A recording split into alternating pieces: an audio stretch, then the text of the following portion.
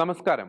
വളച്ചുകെട്ടാതെ straight to the point ഈ പ്രോഗ്രാമിലേക്ക് എല്ലാ പ്രിയപ്പെട്ട പ്രേക്ഷകർക്കും സ്വാഗതം. ഭാരതത്തിൽ, പ്രത്യേകിച്ച് കേരളത്തിൽ, ന്യൂനപക്ഷങ്ങളിൽ ന്യൂനപക്ഷമായി മാറിക്കൊണ്ടിരിക്കുകയാണോ ക്രൈസ്തവ സമുദായം? എല്ലാ മേഖലകളിലും പല രീതിയിലുള്ള അവഗണനകൾ ഈ കാലഘട്ടത്തിൽ ക്രൈസ്തവർക്ക് നേരിടേണ്ടതായി വരുന്ന ഒരു ദാരുണമായിട്ടുള്ള സ്ഥിതിവിശേഷം. പലപ്പോഴും ഗവൺമെന്റ് സംവിധാനങ്ങളിൽ നിന്ന് പോലും ലഭിക്കേണ്ട നീതി, ന്യൂനപക്ഷ ആനുകൂല്യങ്ങളുമായി ബന്ധപ്പെട്ട് അതൊന്നും പലപ്പോഴും ലഭിക്കാത്ത ഒരു സ്ഥിതിയിലേക്ക് കാര്യങ്ങൾ പോകുന്നു. എന്തുകൊണ്ട് ഈ ഒരു ദുരവസ്ഥ ക്രൈസ്തവർക്ക് വന്നു ഭവിക്കുന്നു?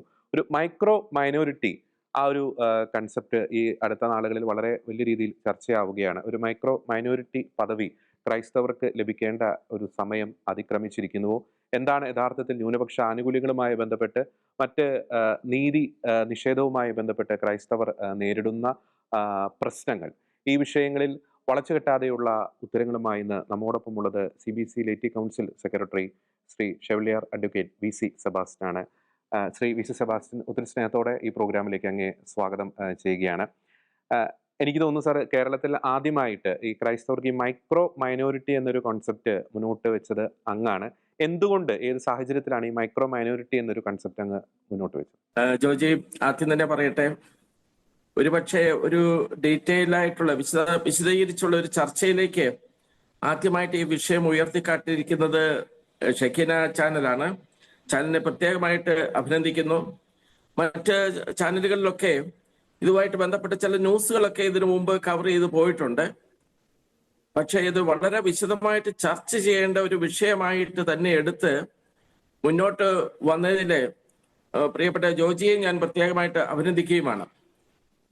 മൈക്രോ മൈനോറിറ്റി എന്ന് പറയുന്ന വിഷയത്തിലേക്ക് നമ്മൾ പോകുന്നതിന് മുമ്പ് എനിക്ക് തോന്നുന്നത് ആദ്യമായിട്ട് ചില കാര്യങ്ങളിലുള്ള ക്ലാരിഫിക്കേഷൻസ്, മൈനോറിറ്റി ആസ്പെക്റ്റിലുള്ള ക്ലാരിഫിക്കേഷൻ വളരെ അത്യാവശ്യമാണ്.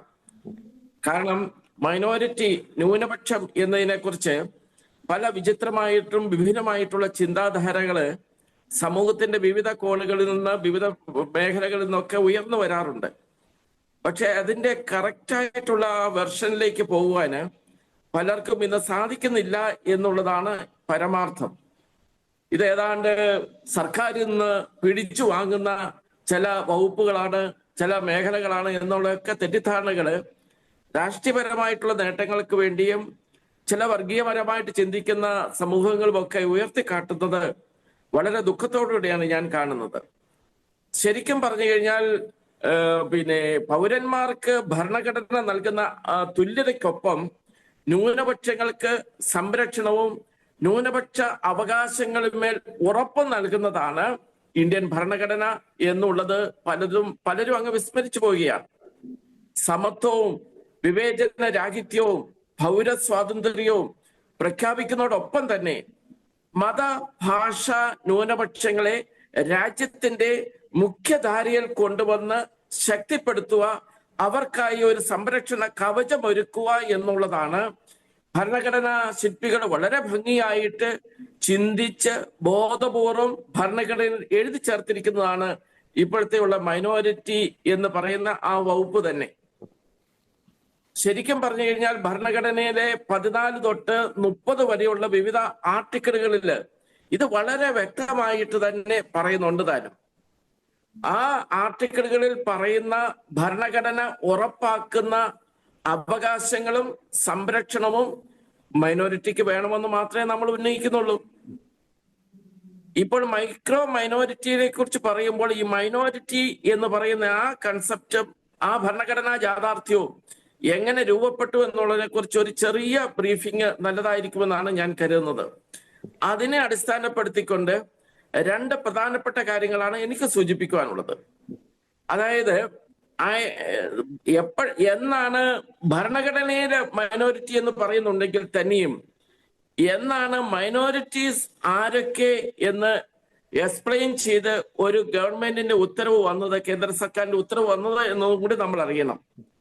ഭരണഘടനയിൽ പറയുന്നുണ്ട്, ഈ മേൽപ്പറഞ്ഞ ഞാനിപ്പോൾ സൂചിപ്പിച്ച 14 തൊട്ട് 30 വരെയുള്ള ആർട്ടിക്കിളിൽ പല മേഖലകളിലും പറയുന്നുണ്ട്, മൈനോറിറ്റി എന്നുള്ള വാക്ക് ഉപയോഗിക്കുന്നുണ്ട്. മതഭാഷ മൈനോറിറ്റികൾ എന്നുള്ളതും വളരെ സ്പെസിഫിക് ആയിട്ട് പറയുന്നുണ്ട്. പക്ഷെ ആരൊക്കെയാണ് മൈനോറിറ്റി വിഭാഗത്തിൽ പെടുന്നത് എന്നുള്ളത് ഗവൺമെന്റ് പറയുന്നത് 1992 മൈനോറിറ്റി ആക്ട് പ്രകാരമാണ് പറഞ്ഞിരിക്കുന്നത്. ഇവിടെയാണ് സ്വാതന്ത്ര്യം പ്രാപിച്ച് 45 വർഷങ്ങൾക്ക് ശേഷമാണ് നമ്മള് മൈനോറിറ്റീസ് ആരൊക്കെയാണ് എന്നുള്ളത് ഡിഫൈൻ ചെയ്യാൻ വേണ്ടി ശ്രമിച്ചത് എന്നുള്ളത് പറയുമ്പോൾ ഈ 45 വർഷക്കാലത്തിന് ഇടയില് 1992 തൊട്ട് മുമ്പും നടന്നിട്ടുള്ള 1-2 സംഭവ വികാസങ്ങളെ കുറിച്ച് കൂടെ നമ്മൾ അറിയണം. 1975-നും 77-നും ഇടയ്ക്കുള്ള 21 മാസക്കാലം ഇന്ത്യയില് അന്ന് പ്രധാനമന്ത്രിയായിരുന്ന ഇന്ദിരാഗാന്ധി അടിയന്തരാവസ്ഥ പ്രഖ്യാപിച്ച കാലമാണ്. 1977 മാർച്ച് മാസം 24-നാണ് മൊറാർജി ദേശായിയുടെ നേതൃത്വത്തിലുള്ള ഒരു ഗവൺമെന്റ് കേന്ദ്രത്തിൽ അധികാരത്തിൽ വന്നത്, ജനതാ പാർട്ടി ഗവൺമെന്റ് അധികാരത്തിൽ വന്നത്. 1980 ഈ ഗവൺമെന്റിൽ ഉണ്ടായിരുന്ന ജനസംഘം ഉൾപ്പെടെ, അന്നത്തെ വാജ്പേയി നേതൃത്വം കൊടുത്ത ജനസംഘം ഉൾപ്പെടെ ഉള്ളവര് ഈ ഗവൺമെന്റിൽ നിന്ന് മാറി വരികയും ഭാരതീയ ജനതാ പാർട്ടിയുടെ നേതൃത്വം ഉണ്ടാകുകയും ചെയ്തു. ഭാരതീയ ജനതാ പാർട്ടിയുടെ നേതൃത്വത്തിലെ LK അദ്വാനി രാജ്യത്ത് ഹിന്ദു വർഗീയത ശക്തിപ്പെടുത്തിക്കൊണ്ട് രഥയാത്ര നടത്തിയ സംഭവങ്ങൾ നമ്മുടെ മനസ്സിൽ അന്നത്തെ ചരിത്രം പഠിക്കുന്നവർക്ക് പ്രത്യേകമായിട്ട് അറിയാം. അങ്ങനെ ഒരു സംഭവം ഉണ്ടായി. ഈ രഥയാത്രയെ തുടർന്ന് രാജ്യത്തെ ഒരു ഹൈന്ദവ കോർഡിനേഷൻ ശക്തിപ്പെടുന്ന ഒരു സാഹചര്യവും ഉണ്ടായി. ഈ സാഹചര്യത്തെ അതിജീവിക്കുവാനും മുസ്ലിം വിഭാഗത്തെ കോൺഗ്രസിനോട് ചേർത്ത് നിർത്തുവാനുമാണ് പ്രധാനമായിട്ടും 1992 മൈനോറിറ്റി കമ്മീഷൻ എന്ന് പറയുന്ന ഒരു ആക്ട് ഉണ്ടായത് എന്നുള്ളത് ഒരു പ്രധാനപ്പെട്ട ഘടകം. രണ്ടാമത്തെ ഘടകം, നമ്മുടെ VP സിംഗിന്റെ ഭരണ സമയത്ത്, VP സിംഗിന്റെ ഭരണത്തോട് അനുബന്ധിച്ച് അതിന്റെ തുടർച്ചയായിട്ട് മൊറാർജി ദേശായിയുടെ ഭരണകൂടം പ്രഖ്യാപിച്ച മണ്ഡൽ കമ്മീഷൻ റിപ്പോർട്ട് 1980 അന്നത്തെ രാഷ്ട്രപതി സേർ സിംഗിന് സമർപ്പിച്ചു. റിപ്പോർട്ട് പക്ഷെ തുടർ നടപടികളൊന്നും ഉണ്ടായില്ല. പിന്നീട് വന്ന 1989 വന്ന VP സിംഗ് സർക്കാർ ആ റിപ്പോർട്ട് നടപ്പിലാക്കാൻ വേണ്ടി ശ്രമിച്ചു. ആ റിപ്പോർട്ട് നടപ്പിലാക്കാൻ വേണ്ടി ശ്രമിച്ചപ്പോഴാണ് രാജ്യത്ത് വലിയ പ്രക്ഷോഭം അഴിച്ചുവിടപ്പെടുകയുണ്ടായി. ആ പ്രക്ഷോഭത്തെ തുടർന്ന് ഈ റിപ്പോർട്ടിന്റെ വിശദാംശങ്ങൾ സുപ്രീം കോടതിയുടെ പരിഗണനയ്ക്ക് വന്നു. സുപ്രീം കോടതി 1992 അതിന്റെ വിധിന്യായത്തിലേക്ക് വരികയും അന്ന് അധികാരത്തിലിരുന്ന നരസിംഹ റാവു സർക്കാർ ആ വിധിയുടെ ഭാഗമായിട്ട് മണ്ഡൽ കമ്മീഷൻ റിപ്പോർട്ട് നടപ്പിലാക്കുകയും ചെയ്തു. അപ്പോൾ സമൂഹത്തിൽ ഇന്ത്യയിൽ ഉണ്ടായിരുന്ന ഒരു റിലീജിയസ് പോളറൈസേഷൻ അതിജീവിക്കുക എന്നുള്ളത് കൊണ്ട്, അത് മുന്നിൽ കണ്ടുകൊണ്ട് മുസ്ലിം വിഭാഗത്തെ ചേർത്ത് നിർത്തുക എന്ന ഉദ്ദേശത്തോടു കൂടിയാണ് ആ 1992 മൈനോറിറ്റീസ് ആരൊക്കെ എന്നുള്ള ആക്ട് കേന്ദ്ര സർക്കാർ മുന്നോട്ട് വെച്ചത്. ഇനി ഇവിടെ കാണേണ്ട ഒരു കാര്യം, ഭരണഘടന ഒരിക്കലും ഒരു മതവിഭാഗത്തിന് മാത്രമായിട്ട് ഒന്നും ചെയ്യത്തില്ല. അതിനുള്ള പ്രൊവിഷൻ ഇല്ല. ശരിക്കും ചിന്തിച്ചു കഴിഞ്ഞാൽ മുസ്ലിം സമൂഹത്തെ സംരക്ഷിക്കുവാൻ വേണ്ടി ക്രിസ്ത്യൻ വിഭാഗം, പാഴ്സി വിഭാഗം, ജൈന വിഭാഗം, സിഖ് വിഭാഗം, ഇങ്ങനെയുള്ള ഇതര മതവിഭാഗങ്ങൾ, ബുദ്ധ വിഭാഗം, ഇങ്ങനെയുള്ള മതവിഭാഗങ്ങളും കൂടി ഉൾക്കൊള്ളിച്ചുകൊണ്ട് മൈനോറിറ്റി ആക്ട് 1992 ഉണ്ടാകുകയാണ് ചെയ്തത്.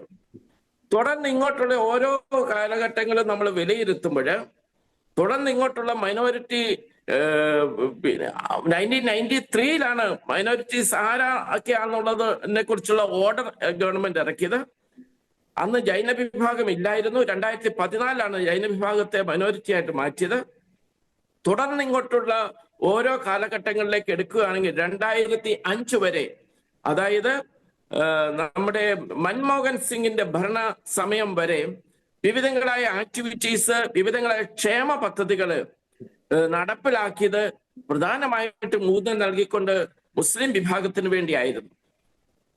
ഇതിന്റെയൊക്കെ അനന്തര ഫലമായിട്ട് 2005 ഓഗസ്റ്റ് മാസം 15-ാം തീയതി നടന്ന സ്വാതന്ത്ര്യദിന സന്ദേശത്തോടനുബന്ധിച്ച് മൻമോഹൻ സിംഗ് ആണ് പിന്നെ മൈനോറിറ്റീസ് വെൽഫെയർ സ്കീംസിന്റെ ഏതാണ്ട് മൂന്ന് തലങ്ങളിലുള്ള ക്ഷേമ പദ്ധതികൾ പ്രഖ്യാപിച്ചത്. ഈ ക്ഷേമ പദ്ധതികൾ പ്രഖ്യാപിച്ച് നടപ്പിലാക്കിക്കൊണ്ടിരിക്കുമ്പോഴാണ് പിന്നീട് സച്ചാർ കമ്മിറ്റിയെ അപ്പോയിന്റ് ചെയ്തു. എന്തിനു വേണ്ടി? മുസ്ലിം കമ്മ്യൂണിറ്റിയുടെ ക്ഷേമത്തിന് വേണ്ടിയുള്ള പദ്ധതികൾ രൂപീകരിക്കാൻ വേണ്ടി. ഈ ക്ഷേമ പദ്ധതികൾ രൂപീകരിക്കാൻ വേണ്ടിയുള്ള നടന്ന പഠനങ്ങൾ എവിടെ? കേരളത്തിലല്ല നടന്നത്. ഉത്തർപ്രദേശ്, ബീഹാർ, മധ്യപ്രദേശ്, ഗുജറാത്ത് തുടങ്ങിയ ഉത്തരേന്ത്യൻ സംസ്ഥാനങ്ങളിൽ നടത്തിയ പഠനങ്ങളുടെ അടിസ്ഥാനത്തിൽ മുസ്ലിം വിഭാഗത്തിന് വേണ്ടി ഉള്ള ക്ഷേമ പദ്ധതികളുടെ നിർദ്ദേശങ്ങള് കേന്ദ്ര സർക്കാർ 2005 ആ 5 വിഭാഗങ്ങൾ ഉണ്ടായിരുന്ന മൈനോറിറ്റികളുടെ ക്ഷേമ പദ്ധതിയുടെ കൂട്ടത്തിൽ അങ്ങ് പെടുത്തുകയും ക്ഷേമ പദ്ധതികളെല്ലാം മൈനോറിറ്റി വിഭാഗങ്ങൾക്ക് വേണ്ടിയാണെന്ന് പ്രഖ്യാപിക്കുകയും ചെയ്ത് ക്ഷേമ പദ്ധതികളുടെ ഏതാണ്ട് മുഴുവൻ ഭാഗവും ഒരു മൈനോറിറ്റി വിഭാഗത്തിൽ ന്യൂനപക്ഷ വിഭാഗങ്ങളിലെ ഭൂരിപക്ഷത്തിന് വേണ്ടി മാറ്റുകയും ചെയ്ത ഒരു പശ്ചാത്തലത്തിൽ നിന്ന് വേണം നമ്മൾ ഉയർത്തിക്കാട്ടുന്ന മൈക്രോ മൈനോറിറ്റിയെ നമ്മൾ കാണാൻ വേണ്ടി എന്നുള്ളതാണ് പ്രാഥമികമായിട്ട് എനിക്ക് പറയാൻ. ഒപ്പം തന്നെ അങ്ങ് ഇപ്പൊ പറഞ്ഞപ്പോൾ ഈ സച്ചാർ കമ്മിറ്റി റിപ്പോർട്ട്, അതിനുശേഷം കേരളത്തിൽ ഈ പാലോളി അതൊക്കെ നടപ്പാക്കിയ ഒരു ശരവേഗം അതുകൂടി പരാമർശിക്കേണ്ടതല്ലേ, പ്രത്യേകിച്ച് JB കോശി കമ്മീഷൻ റിപ്പോർട്ട് ഫയലിൽ ഉറങ്ങുന്ന ഒരു സാഹചര്യത്തിൽ? JB കോശി കമ്മീഷൻ റിപ്പോർട്ട് കേരളത്തിന്റെ ഒരു പശ്ചാത്തലത്തിൽ നിന്ന് വേണം മാത്രമാണ് നമ്മൾ വിലയിരുത്തേണ്ടത്. പക്ഷെ ന്യൂനപക്ഷം എന്ന് പറയുന്നത് ഇന്ത്യ ഭരണഘടന, ഇവിടെയും ജോജി പറഞ്ഞതിനോട് ചേർത്ത് വെച്ച് പറയുകയാണ്, ഇവിടെയും നമ്മൾ 2 രീതിയിൽ കാര്യങ്ങൾ വിലയിരുത്തണം. ഒന്ന്, ന്യൂനപക്ഷ അവകാശം, ന്യൂനപക്ഷ സംരക്ഷണം, ഇതെല്ലാം ഇന്ത്യയുടെ ഭരണഘടനയുടെ അടിസ്ഥാനത്തിലാണ്, കേരളത്തിന്റെ സംവിധാനങ്ങളുടെ അടിസ്ഥാനത്തിലല്ല നമ്മൾ വിലയിരുത്തേണ്ടത്. വിവിധ വൈവിധ്യങ്ങളായിരുന്ന ഒരു സംവിധാനങ്ങൾ ഉൾക്കൊള്ളുന്ന ഫെഡറൽ സിസ്റ്റത്തിന്റെ ഭാഗമായിട്ട് വിവിധ സംസ്ഥാനങ്ങൾ രൂപപ്പെട്ടു വന്ന അവസാനം അതൊരു ഇന്ത്യ മഹാരാജ്യമായിട്ട് മാറി ഒരു ഭരണഘടന ഇന്ത്യയിലുള്ളവർക്ക് വേണ്ടി മാറ്റം രൂപീകരിച്ച് നടപ്പിലാക്കിക്കൊണ്ടിരിക്കുമ്പോൾ അതിനെ ഒരു കേരളത്തിൻ്റെതായ ഒരു തലത്തിൽ മാത്രം നമ്മൾ കാണരുത്. പക്ഷേ ഭരണഘടന വിഭാവനം ചെയ്യുന്ന ന്യൂനപക്ഷ അവകാശവും സംരക്ഷണവും വിവിധ കാലഘട്ടങ്ങളിലെ സംരക്ഷണ പദ്ധതികളും അത് നടപ്പിലാക്കിക്കൊണ്ടിരിക്കേണ്ടത് സംസ്ഥാനങ്ങളിലൂടെയാണ്. അതിനൊരു ചുവട് പിടിച്ചുകൊണ്ട് കേരളത്തിലും ന്യൂനപക്ഷ ക്ഷേമ വകുപ്പ് സച്ചാറിന്റെയും ഈ കേന്ദ്ര ന്യൂനപക്ഷ ക്ഷേമ വകുപ്പിന്റെയും തുടർച്ചയായിട്ടുണ്ടാകുകയും അങ്ങനെ 2009 മുതൽ 2014 ന്യൂനപക്ഷ കമ്മീഷൻ കേരളത്തിലുണ്ടായി. അങ്ങനെയുള്ള തുടർ നടപടികൾ നടന്നുകൊണ്ടിരിക്കുന്നു. അതിന്റെ ഒരു തുടർച്ചയായിട്ടാണ് ഇപ്പോൾ JB കോശി കമ്മീഷന്റെ റിപ്പോർട്ടും അതുപോലെയുള്ള കാര്യങ്ങൾ കേരളത്തിൽ. അതുപോലെ തന്നെ മറ്റു സംസ്ഥാനങ്ങളിൽ, ചില സംസ്ഥാനങ്ങളിൽ, കർണാടക സംസ്ഥാനത്ത്, ആന്ധ്ര സംസ്ഥാനത്ത്, ഇങ്ങനെ ചില സംസ്ഥാനങ്ങളില് ക്രിസ്ത്യൻ മൈനോറിറ്റിക്ക് വേണ്ടിയുള്ള ഒത്തിരിയേറെ ക്ഷേമ പദ്ധതികൾ കേരളത്തിനേക്കാൾ ഭംഗിയായിട്ട് ഈ സംസ്ഥാനങ്ങൾ ഇപ്പോൾ നടത്തിക്കൊണ്ടിരിക്കുകയാണ്. പക്ഷെ ഇത് മൈക്രോ മൈനോറിറ്റി എന്ന് പറയുന്നത് നമ്മൾ ഉയർത്തിക്കാട്ടുന്ന ആ ഡെഫിനിഷനിലേക്ക് വരുന്ന രീതിയിലല്ല. അതാത് സംസ്ഥാനങ്ങളിലെ മൈനോറിറ്റി വിഭാഗങ്ങൾക്ക് അതാത് ഗവൺമെന്റുകൾ നടത്തുന്നു എന്ന് മാത്രമേ ഉള്ളൂ. ഞാൻ അടുത്ത ചോദ്യത്തിലേക്ക് വരുമ്പോൾ, നമ്മൾ ഈ ഡിസ്കസ് ചെയ്യുന്ന ഈ കൺസെപ്റ്റ്, ഈ മൈക്രോ മൈനോറിറ്റി, ഇപ്പോൾ ക്രൈസ്തവരെ സംബന്ധിച്ചിടത്തോളം ഈ മൈക്രോ എന്ന ആ ഒരു വാക്ക് അത് എത്രത്തോളം തീവ്രതയോടുകൂടി സമുദായത്തെ ബാധിച്ചിട്ടുണ്ട്, അതിന്റെ ഒരു ഗൗരവം കണക്കുകളുടെയൊക്കെ ഒരു അടിസ്ഥാനത്തിൽ അങ്ങേക്കൊന്ന് പങ്കുവെക്കാം.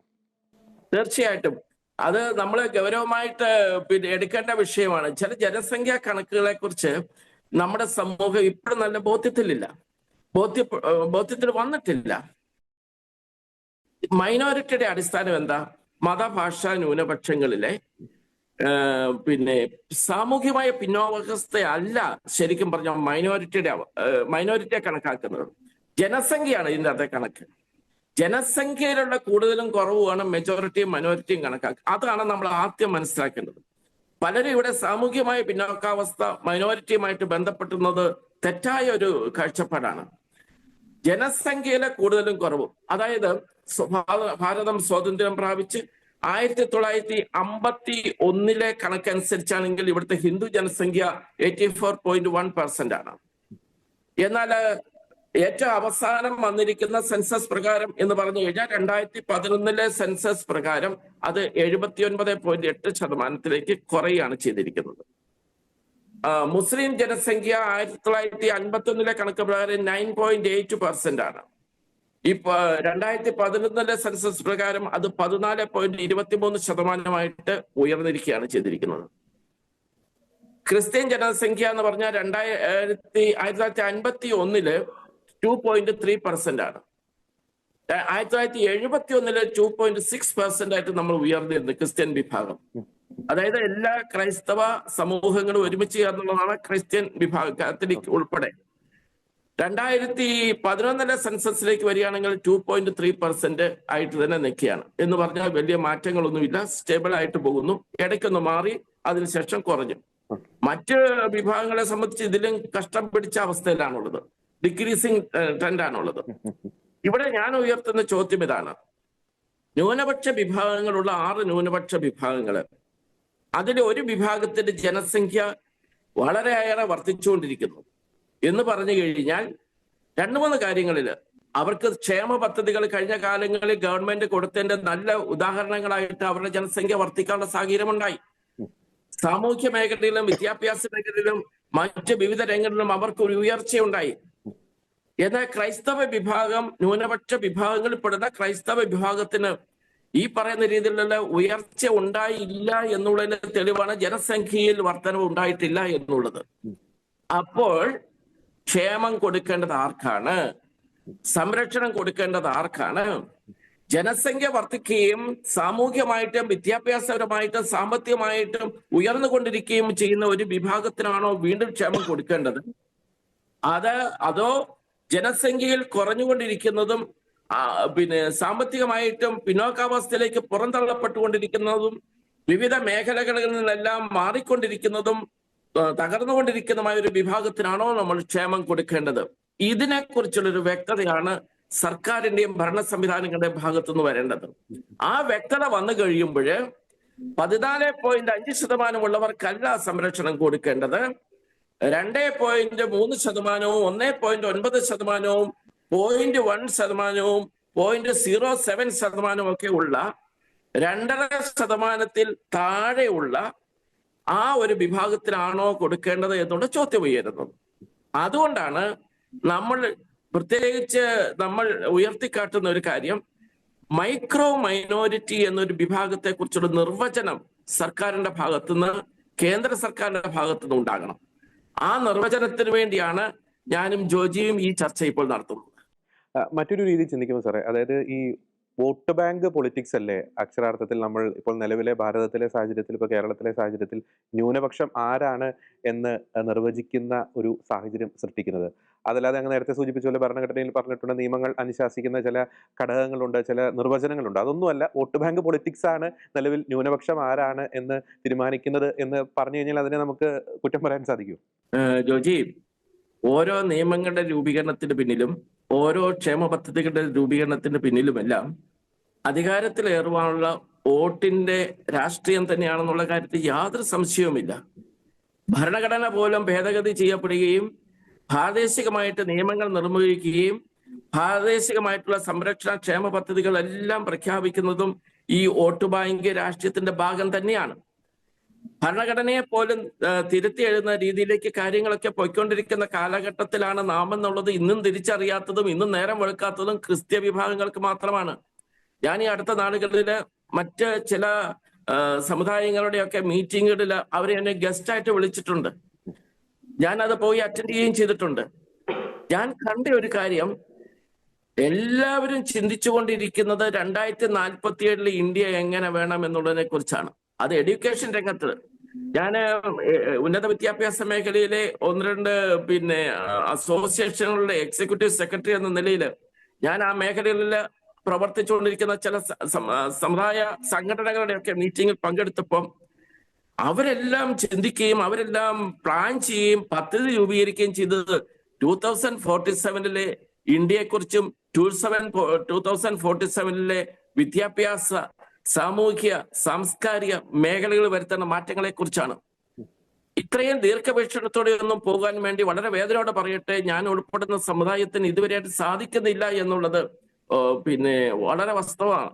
ഇനി ജോർജ് പറഞ്ഞ ആ പോയിന്റിലേക്ക് കൃത്യമായിട്ട് പറഞ്ഞ, വോട്ട് ബാങ്ക് രാഷ്ട്രീയത്തിന്റെ ഇരകളാകാൻ പോകുന്നത് ഇന്ത്യയിലെ ക്രൈസ്തവ ന്യൂനപക്ഷമാണെന്നുള്ളത് നമ്മൾ മനസ്സിലാക്കുക. കാരണം ഈ അംഗസംഖ്യയിൽ കുറഞ്ഞുകൊണ്ടിരിക്കുന്ന ഒരു വിഭാഗത്തിനെ ചേർത്ത് നിർത്തേണ്ട ആവശ്യം ഏത് രാഷ്ട്രീയ പാർട്ടിക്കാണുള്ളത്? അവർക്ക് തന്നെ അറിയാം ഇത് എണ്ണം കുറഞ്ഞുകൊണ്ടിരിക്കുന്ന ഒരു വിഭാഗമാണ്. ഇവരോടുകൂടി കൂടിയിട്ടോ ഇവർക്ക് വലിയ ക്ഷേമങ്ങൾ കൊടുത്തിട്ടോ ഞങ്ങൾക്ക് ഒരു കാര്യവുമില്ല. ഇത് നല്ല ബോധ്യമുള്ളവരാണ് നമ്മളെക്കാൾ ബോധ്യമുള്ളവരാണ് നമ്മുടെ രാഷ്ട്രീയ നേതാക്കന്മാര്. പിന്നെ അങ്ങനെ വരുമ്പോൾ എന്താണ് സംഭവിക്കുന്നത്? പൊളിറ്റിക്കലി ഈ മൈക്രോ മൈനോറിറ്റി എന്ന് ഞാൻ ഉദ്ദേശിക്കുന്ന വിഭാഗങ്ങള് പൊളിറ്റിക്കലി സൈഡ് ലൈൻ ചെയ്യപ്പെട്ടു പോകും. അവർക്ക് നമ്മളെ വേണ്ടാത്തൊരു അവസ്ഥയ്ക്ക് വരും. അങ്ങനെ വരുമ്പോൾ എന്താണ് സംഭവിക്കുന്നത്? നമ്മുടെ ഐഡന്റിറ്റി കാലക്രമേണ ഇല്ലെന്നായിക്കൊണ്ടിരിക്കും. നമ്മൾ ചരിത്രത്തിന്റെ ഭാഗമായിട്ട് നമ്മൾ അങ്ങ് മാറാൻ പോവുകയാണ്. ഈ മൈക്രോ മൈനോറിറ്റി എന്ന് പറയുന്ന ആ വിഭാഗത്തിൽപ്പെട്ട മത വിഭാഗങ്ങള് ചരിത്രത്തിന്റെ ഭാഗമായിട്ട് മാറും. അതിനുള്ള ഉദാഹരണമല്ലേ പാഴ്സി സമൂഹം. 1,50,000 പേര് ഉണ്ടായിരുന്ന പാഴ്സികൾ സ്വാതന്ത്ര്യ സമയത്ത് ഉണ്ടായിരുന്നെങ്കിൽ അവരിന്ന് വെറും 30,000-ലേക്ക് പറഞ്ഞു. അവസാനം ആ സ്വത്വം തന്നെ ഇല്ലാതാകുന്ന ഒരു അവസ്ഥയിലേക്ക് വരും. ഇനി മറ്റൊരു പ്രധാനപ്പെട്ട കാര്യം ഇതിനോട് തന്നെ ചേർത്ത് പറഞ്ഞു കഴിഞ്ഞാൽ, ഈ ഒരു മൈക്രോ മൈനോറിറ്റി എന്ന് പറയുന്ന ഒരു ഡെഫിനേഷനിലേക്ക്, ഒരു നിർവചനത്തിലേക്ക് വന്ന് ക്ഷേമ പദ്ധതികൾ രൂപീകരിച്ച് സംരക്ഷിച്ചു പോകുന്നില്ല എങ്കിൽ പിന്നെ വരുന്നത് ഈ വിഭാഗത്തിന്റെ ശബ്ദം തന്നെ വിവിധ മേഖലകളിൽ നിലച്ചു പോകുന്ന ഒരു സാഹചര്യം ഉണ്ടാവും. നമ്മളുടെ ഒരു റേഞ്ച് എന്ന് പറയുന്നത് ഏതെങ്കിലും അഭിമന്യ പിതാക്കന്മാര് നടത്തുന്ന ഒരു പ്രസ്താവനയോ പ്രഖ്യാപനമോ ഒക്കെ ആ റേഞ്ചിൽ മാത്രമായിട്ട് ഒതുക്കുക. നമുക്ക് എത്ര കാര്യങ്ങൾ സാധിച്ചെടുക്കാൻ സാധിച്ചിട്ടുണ്ട്. നമുക്ക് ഒരു ഗവൺമെന്റിൽ പ്രഷർ ഗ്രൂപ്പ് ആകാൻ നമുക്ക് സാധിച്ചിട്ടുണ്ട്. നമുക്ക് വിലപേശി എന്തെങ്കിലും സംസാരിക്കുവാൻ സാധിച്ചിട്ടുണ്ടോ? കാർഷിക മേഖലയിലെയും ഗവൺമെന്റിലെയും ഒത്രയേറെ വിഷയങ്ങളെ കുറിച്ച് നമ്മൾ ആധികാരികമായിട്ട് ഇതിന് അഭിപ്രായ പ്രകടനങ്ങൾ നടത്താറുണ്ട്. പക്ഷെങ്കിൽ നമ്മൾ തന്നെ കഷ്ടപ്പെട്ട് വർക്ക് ചെയ്ത് ഗ്രാസ് റൂട്ട് ലെവലിൽ വരെ സംസാരിച്ച് പദ്ധതികൾ രൂപീകരിച്ച് നടപ്പിലാക്കിയ നിർദ്ദേശിച്ച, ഇപ്പോൾ നേരത്തെ ജോർജ് സൂചിപ്പിച്ച JB കൗശിക് കമ്മീഷണർ റിപ്പോർട്ട് പോലും പുറത്തിറക്കുവാൻ വേണ്ടി നമ്മുടെ സംഘടിത രൂപത്തിൽ നമുക്ക് കഴിഞ്ഞിട്ടുണ്ടോ? നമ്മൾ ആത്മശോധന ചെയ്യണം. നമ്മളെ എങ്ങനെ മറ്റുള്ളവർ വിലയിരുത്തുന്നു? സമുദായ മൂവ്മെന്റുകൾക്ക് എത്രമാത്രം മുന്നോട്ട് പോകാൻ സാധിക്കുന്നു? ഇതൊക്കെ വിലയിരുത്തിക്കൊണ്ടുള്ള ഒരു ഒരുമയും സ്വരുമയും ഒക്കെ ഉണ്ടായി വന്നില്ലെങ്കിൽ ക്രൈസ്തവർ ഉൾപ്പെടുന്ന ഈ ന്യൂനപക്ഷ വിഭാഗങ്ങൾ ചരിത്രത്തിന്റെ ഭാഗമാകുമെന്നുള്ളത് ഇനിയെങ്കിലും തിരിച്ചറിയുക. വളരെ വേദനയോടെയാണ് ഞാൻ പറയുന്നത്. ഐക്യമില്ലാത്ത ഒരു വിഭാഗത്തിന് ഒന്നേയും പൊളിറ്റിക്കൽ രാഷ്ട്രീയ ലെവലിലുള്ളവര് നിരാകരിച്ച് മാറ്റി നിർത്തണമെന്നുള്ളത് നമ്മൾ അറിഞ്ഞിരിക്കണം. അങ്ങനെ വരുമ്പോഴാണ് മൈക്രോ മൈനോറിറ്റി എന്നൊരു വിഭാഗമായിട്ട് ഇതിനെ കാണുകയും ക്രൈസ്തവര്, സിഖുകാര്, ജൈനര്, ബുദ്ധര്, പാഴ്സികള് ഈ വിഭാഗങ്ങൾക്ക് വേണ്ടി മാത്രമായിട്ടുള്ള പദ്ധതികളും ക്ഷേമ പദ്ധതികളും രൂപീകരിക്കുവാൻ വേണ്ടി രാഷ്ട്രീയ നേതൃത്വം ഭരണ സംവിധാനത്തിലുള്ളവർ ശ്രമിക്കേണ്ടിയിരിക്കുന്നു എന്നുള്ളത് വളരെ ഗൗരവമായിട്ട് നമ്മൾ ചർച്ച ചെയ്യേണ്ടത് പൊതുസമൂഹം, സംഘടനകളും സമുദായ സംഘടനകളും ചർച്ച ചെയ്യേണ്ടതാണ്. അതിന് വേണ്ടത് നമ്മുടെ ഇടയിലുള്ള നല്ലൊരു ഐക്യമാണ്. ഏറ്റവും ലാസ്റ്റ് ആയിട്ട് സാർ, പലപ്പോഴും ന്യൂനപക്ഷ ആനുകൂല്യങ്ങൾ എന്നൊക്കെ പറയുമ്പോൾ അങ്ങ് സൂചിപ്പിച്ചത് അത് ഏതെങ്കിലും സമുദായ സംഘടന പറയേണ്ട കാര്യമാണ്, അല്ലെങ്കിൽ അഭിമന്യ പിതാക്കന്മാർ പറയേണ്ട കാര്യമാണ്. അതിന്റെ ഒരു ഇമ്പോർട്ടൻസ് ഗ്രാസ് റൂട്ട് ലെവലിൽ ക്രൈസ്തവ സമുദായം മനസ്സിലാക്കിയിട്ടുണ്ടോ എന്നൊരു കാര്യം സംശയമാണ്. ഞാൻ അതുമായിട്ട് ബന്ധപ്പെട്ട ചോദ്യം ചോദിക്കാൻ ആഗ്രഹിക്കുന്നു. നമ്മളിപ്പോൾ ഈ ന്യൂനപക്ഷ ആനുകൂല്യങ്ങളുമായി ബന്ധപ്പെട്ട് ക്രൈസ്തവർ നേരിടുന്ന ഒരു വിവേചനം, നീതി നിഷേധം, അതിൻ്റെയൊക്കെ ഒരു ബൈ പ്രോഡക്റ്റ് അല്ലേ നമ്മൾ ക്രൈസ്തവ ഭൂരിപക്ഷ മേഖലകളിൽ നാം ഇന്ന് കണ്ടുകൊണ്ടിരിക്കുന്ന അനിയന്ത്രിതമായിട്ടുള്ള കുടിയേറ്റം? അത് സൃഷ്ടിക്കുന്ന ഇമ്പാക്ട് നമുക്കറിയാം. വരാൻ പോകുന്ന തെരഞ്ഞെടുപ്പുകളിൽ ബൂത്ത് ലെവലിലുള്ള ഒരു കണക്കുകൾ നമ്മുടെ രാഷ്ട്രീയ പാർട്ടികളുടെ കയ്യിലുണ്ട്. ഈ ബൂത്തുകളിലൊക്കെ എത്ര ക്രൈസ്തവ കുടുംബങ്ങൾ ആളില്ലാതെ അടഞ്ഞു കിടക്കുന്നു എന്ന കാര്യം കൃത്യമായിട്ട് അറിയാം. അപ്പോൾ നേരത്തെ അങ്ങ് സൂചിപ്പിച്ച പോയിന്റിലേക്കാണ് വരുന്നത്. ഇവർക്കൊന്നും വോട്ടില്ല ഇവിടെ, വോട്ടുള്ളവരെ മാത്രം കണ്ടാൽ മതി. അപ്പോൾ നമ്മൾ ഈ കുടിയേറ്റവും ഇതെല്ലാം കണക്റ്റഡ് ആയിട്ട് കിടക്കുന്ന ഒരു കാര്യം തന്നെയല്ലേ സാർ? ഇല്ല, അതൊരു പ്രധാനപ്പെട്ട ഘടകം തന്നെയാണ്. ഇവിടെ നിന്നുള്ള മറ്റ് രാജ്യങ്ങളിലേക്കും മറ്റ് സംസ്ഥാനങ്ങളിലേക്കും ആ കൂട്ടത്തിൽ തന്നെ ഞാൻ പറയട്ടെ ജോജി, നമ്മൾ എപ്പോഴും മറ്റ് രാജ്യങ്ങളിലേക്കുള്ള കുടിയേറ്റത്തെ കുറിച്ചാണ് സംസാരിക്കാറുള്ളത്. പക്ഷെ അതിന്റെ റിയാലിറ്റിയെ കുറിച്ച് നമ്മൾ പറയണം. മറ്റ് രാജ്യങ്ങളിലേക്കാൾ വലിയ മൈഗ്രേഷൻ വന്നിരിക്കുന്ന മറ്റ് സംസ്ഥാനങ്ങളിലേക്കാണ്. മറ്റ് സംസ്ഥാനങ്ങളിലേക്ക് നടത്തുന്ന കേരളം എത്രമാത്രം വീക്ക് ആകുന്നു എന്നുള്ളതിനെ കുറിച്ച് നമ്മൾ എപ്പോഴും പറയുന്നത് കാനഡയിലേക്ക് പോയി, ന്യൂസിലാൻഡിലേക്ക് പോയി, ഓസ്ട്രേലിയയിലേക്ക് പോയി, UK പോയി എന്നുള്ള ഒരു ആംഗിൾ മാത്രമേ കാണുന്നുള്ളൂ. പക്ഷേ ഞാൻ എഡ്യൂക്കേഷൻ രംഗവുമായിട്ട് ബന്ധപ്പെട്ട് പ്രവർത്തിക്കുന്ന ഒരു വ്യക്തി എന്ന നിലയിൽ ഞാൻ സ്റ്റഡി ചെയ്ത് വന്നിരിക്കുമ്പോൾ അവസാനം കാണുന്നത് കർണാടകത്തിലേക്കും തമിഴ്നാട്ടിലേക്കും എന്തിനു വരെ ജാർഖണ്ഡിലേക്ക് വരെയും പോയിരിക്കുന്ന നമ്മുടെ മൈഗ്രേഷൻ ഉണ്ട്, എഡ്യൂക്കേഷൻ മൈഗ്രേഷൻ. അത് ഇതിനേക്കാൾ ഇരട്ടി മടങ്ങാണ്. അതൊരു വശം.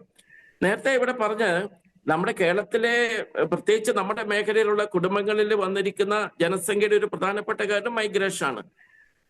ആ കാര്യത്തെ സംശയിക്കുന്ന നമ്മുടെ പല കുടുംബങ്ങളിലും പുതിയ തലമുറ നാട്ടിൽ ഇല്ല എന്നുള്ളതും നമ്മളെ വീക്കാക്കുന്ന കാര്യമാണ്. പക്ഷെങ്കിൽ ഇവിടങ്ങളിലൊക്കെ എന്തൊരു ഇവാഞ്ചലൈസേഷൻ പ്രോസസ്സാണ് നമുക്കുള്ളത്, നമ്മുടെ ഇടയിൽ തന്നെ ഉള്ളതെന്നുള്ളത് നമ്മൾ ആത്മശോധന ചെയ്യണം. നമുക്ക് എണ്ണത്തെ കുറയുന്നു എന്നുള്ള യാഥാർത്ഥ്യം നിലനിൽക്കെ എണ്ണത്തെ കുറഞ്ഞു നിൽക്കുന്ന ആ സമൂഹത്തെ ചേർത്ത് നിർത്തുന്നതിൽ നമ്മൾ എത്രമാത്രം വിജയിക്കുന്നുണ്ടെന്നുള്ളതാണ് ഏറ്റവും. ജ്യൂസ് എന്ന് പറയുന്ന കമ്മ്യൂണിറ്റി വലിയ അംഗസംഖ്യയുള്ള കമ്മ്യൂണിറ്റി അല്ല, പക്ഷെ അവര് ഒരുമിച്ച് നിൽക്കുന്നില്ല. പാഴ്സികള് വലിയ കമ്മ്യൂണിറ്റി ഒന്നുമില്ല, 30,000 പേര് ഇന്ത്യയിൽ ഒരുമിച്ച് നിൽക്കുന്ന ഒരു സാഹചര്യമുണ്ട്. നമ്മുടെ ഇടയിൽ എന്താണ്, നമുക്ക് സഭകൾക്കുള്ളിൽ ഐക്യമില്ല, സഭകൾ തമ്മിലും ഐക്യമില്ല. 10 സഭാവിഭാഗങ്ങളൊന്നും ഒരുമിച്ച് നിന്ന് നോക്കിക്കേ, നമ്മൾ പറയുന്ന കാര്യങ്ങൾ നമ്മൾ അക്കമിട്ട് ഇവിടെ നടപ്പിലാകുന്ന സാഹചര്യം ഉണ്ടാവും. അതുപോലും സാധിക്കാത്ത നമ്മളാണ്, സമാധാനമില്ലാത്ത നമ്മളാണ് സമാധാനത്തിന് വേണ്ടി നിരന്തരം പ്രാർത്ഥിച്ചുകൊണ്ടിരിക്കുന്നത്. അത് മനസ്സിലാക്കാം. പക്ഷെ സമാധാനം സ്ഥാപിക്കാൻ നമുക്ക് സാധിക്കുന്നുണ്ടോ? ഐക്യമില്ലാത്ത നമ്മളാണ് വിശുദ്ധ കുർബാനയിൽ ഐക്യത്തിന് വേണ്ടി എത്രയോ വർഷങ്ങളായിട്ട് പ്രാർത്ഥിച്ചുകൊണ്ടിരിക്കുക. നമ്മുടെ ഇടയിൽ വരേണ്ടത് മാനസികമായ ഒരു മാറ്റമാണ്.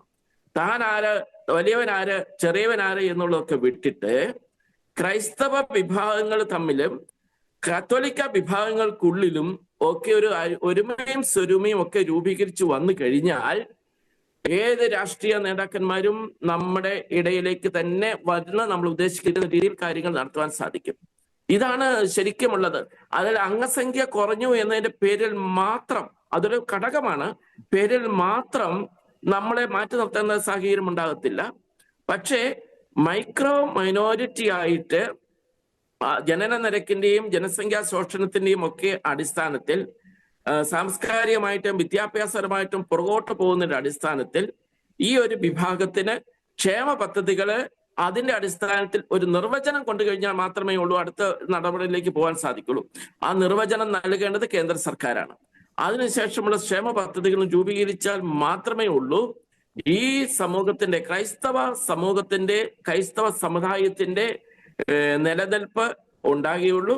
അല്ലെങ്കിൽ നമ്മൾ കാലക്രമേണ കേരളത്തിലും ഇന്ത്യയിലും ഏറ്റവും കൂടുതൽ അക്രമങ്ങൾക്ക് ലോകത്ത് വിധേയമാകുന്നതിന്റെ ഒരു ക്രൈറ്റീരിയ എടുത്തു കഴിഞ്ഞാൽ ന്യൂനപക്ഷമായിക്കൊണ്ടിരിക്കുന്ന വിഭാഗങ്ങളെയാണ് ആക്രമിച്ച് കീഴടക്കുന്നത്. നമ്മൾ തൊട്ടടുത്തുള്ള പാകിസ്ഥാനിലേക്ക് പോവാം, അവിടുത്തെ ന്യൂനപക്ഷങ്ങള് നിരന്തരമായ അക്രമത്തിന് വിധേയമാകുകയാണ്.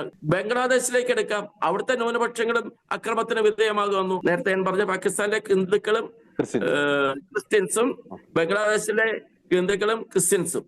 ഇനി ഇറാഖ്, ഇറാൻ പോലെയുള്ള സ്ഥലങ്ങളിലേക്ക് പോയി കഴിഞ്ഞു കഴിഞ്ഞാൽ ക്രൈസ്തവ വിഭാഗങ്ങൾ നിരന്തരം അവിടെ ഒരു ന്യൂനപക്ഷ വിഭാഗമായതുകൊണ്ടാണ്.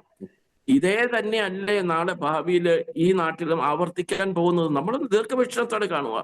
ന്യൂനപക്ഷങ്ങളായി കഴിഞ്ഞു കഴിഞ്ഞാൽ ക്ഷേമ പദ്ധതികളിൽ നിന്ന് പുറത്താകുന്നു, രാഷ്ട്രീയത്തിൽ നിന്ന് പുറത്താകുന്നു, ഭരണ സംവിധാനങ്ങളിൽ നിന്ന് പുറത്താകുന്നു. പിന്നീട് നടക്കാൻ പോകുന്നത് കേരളം ഉൾപ്പെടെയുള്ള സമയങ്ങളിൽ ആക്രമിച്ച് നമ്മൾ ഇല്ലാതായി പോകണമെന്ന സാഹചര്യം ഉണ്ട് എന്നുള്ളത് തിരിച്ചറിഞ്ഞുകൊണ്ട് ഇനിയെങ്കിലും നമുക്കൊന്ന് ഐക്യത്തോടുകൂടി പ്രവർത്തിക്കണ്ടേ എന്ന് മാത്രമേ എനിക്ക് ചോദിക്കൂ. തീർച്ചയായും വളരെ വ്യക്തമാണ്, കാര്യങ്ങൾ വളരെ വ്യക്തമാണ്. കേരളത്തിലെ, പ്രത്യേകിച്ച് ഭാരതത്തിലെ ക്രൈസ്തവ സമുദായത്തിന്റെ കാൽച്ചുവട്ടിലെ മണ്ണ് ഒലിച്ചു പോയിക്കൊണ്ടിരിക്കുന്നു. ഇപ്പോൾ ഇവിടെ പരാമർശിച്ച വിഷയങ്ങളിൽ അടിയന്തര പ്രാധാന്യത്തോടുകൂടി നടപടിയെടുക്കേണ്ടത് ഏതെങ്കിലും ഒരു വൈദികന്റെ മാത്രം ഉത്തരവാദിത്തമല്ല, ഏതെങ്കിലും ഒരു മെത്രാന്റെ മാത്രം ഉത്തരവാദിത്തമല്ല, ഏതെങ്കിലും ഒരു അൽമായന്റെ മാത്രം ഉത്തരവാദിത്തമല്ല, മാത്രമല്ല ഏതെങ്കിലും ഒരു സമുദായ സംഘടനകളുടെ അല്ലെങ്കിൽ സമുദായ സംഘടനകൾക്ക് നേതൃത്വം നൽകുന്നവരുടെ മാത്രം ഉത്തരവാദിത്തമല്ല, അതൊരു ക്രിസ്ത്യാനിയുടെ ഉത്തരവാദിത്തമാണ്. ക്രിസ്ത്യാനി എന്ന നിലയ്ക്ക് ഓരോരുത്തരുടെയും ഉത്തരവാദിത്തമാണ്. ഐക്യത്തിലേക്ക് വന്നില്ലെങ്കിൽ ഒരുപക്ഷെ ചരിത്രത്തിലെ വിസ്മൃതിയിലേക്ക് ഇവിടുത്തെ ക്രൈസ്തവ സമുദായം ആഴ്ന്നിറങ്ങുവാനുള്ള എല്ലാ സാധ്യതയുമുണ്ട്. അതുകൊണ്ട് ഗൗരവത്തോടെ ഈ ഒരു വിഷയത്തിന്റെ അടിയന്തര പ്രാധാന്യം തിരിച്ചറിഞ്ഞ് നടപടികൾ സ്വീകരിക്കുക, ഐക്യം പുലരട്ടെ. ഐക്യത്തോടുകൂടി തന്നെ അവകാശപ്പെട്ട ആനുകൂല്യങ്ങൾ നേടിയെടുക്കുവാൻ ഇവിടുത്തെ ക്രൈസ്തവ സമുദായത്തിന് സാധിക്കട്ടെ എന്ന് ആശംസിക്കുന്നു. ഈ വിഷയത്തിൽ വളരെ വ്യക്തവും ശക്തവുമായിട്ടുള്ള ആശയങ്ങൾ പങ്കുവച്ച ഷെവലിയർ അഡ്വക്കേറ്റ് VC സെബാസ്റ്റ്യൻ, അങ്ങേക്ക്